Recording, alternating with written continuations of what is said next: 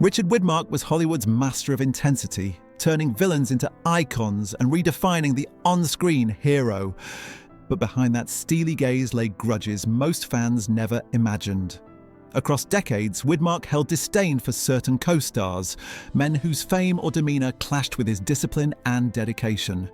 These weren't petty quarrels. They were deep-seated frustrations born from professionalism, ego, and rivalry.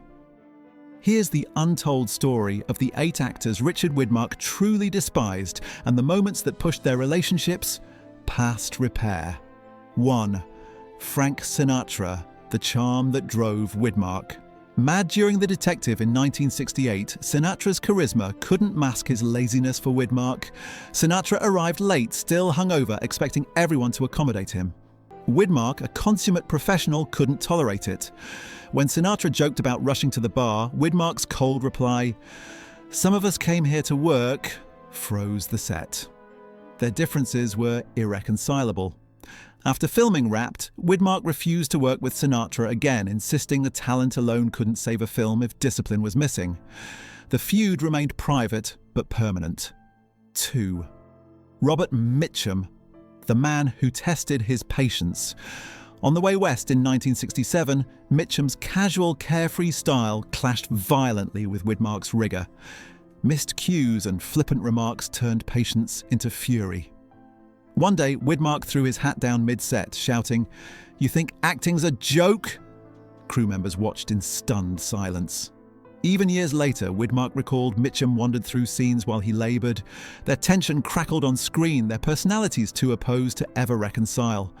After the film, they never spoke again, proving that sometimes clashing work ethics create lifelong grudges. 3.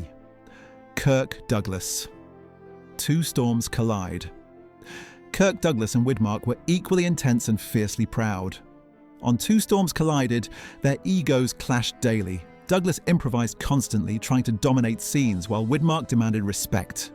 During a campfire scene, Widmark snapped, "You've got the whole frame, Kirk! How much more do you want?"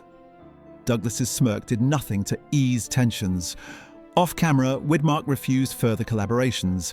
He later admitted Douglas performed for people rather than the craft, and their mutual respect never recovered, leaving a rivalry that lingered quietly but definitively.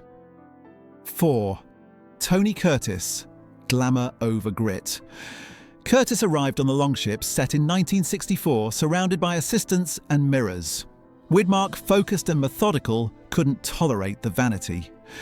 Curtis complained about costume fit during a storm scene, prompting Widmark to retort, "That's what makes it real, Tony." The crew watched silently as Curtis stormed off.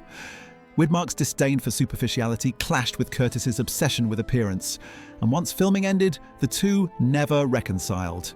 Their feud highlighted Widmark's commitment to realism over glamour. 5. Marlon Brando, chaos over craft. Widmark respected talent but loathed Brando's unpredictability.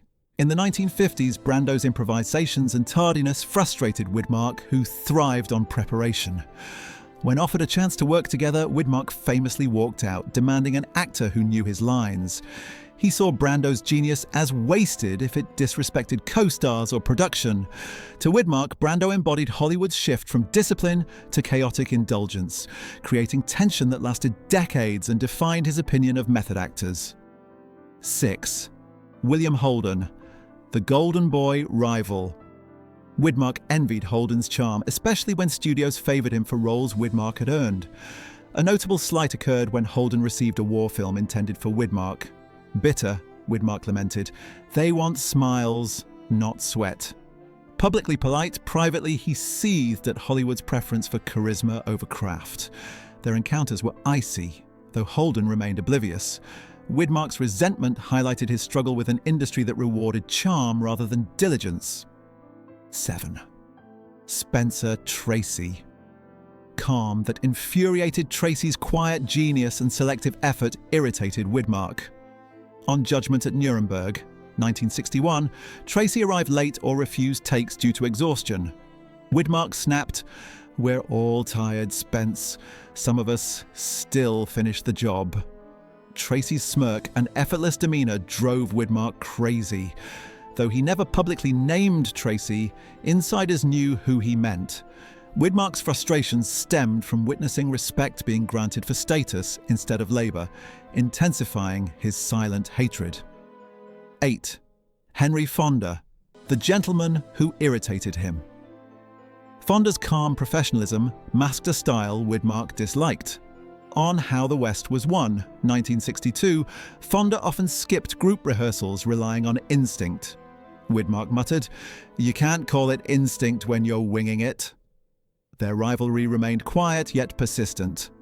Widmark respected craft over ease, and Fonda's approach represented everything he found frustrating. Despite decades passing, any mention of Fonda tightened Widmark's tone, cementing an enduring, polite but resolute resentment.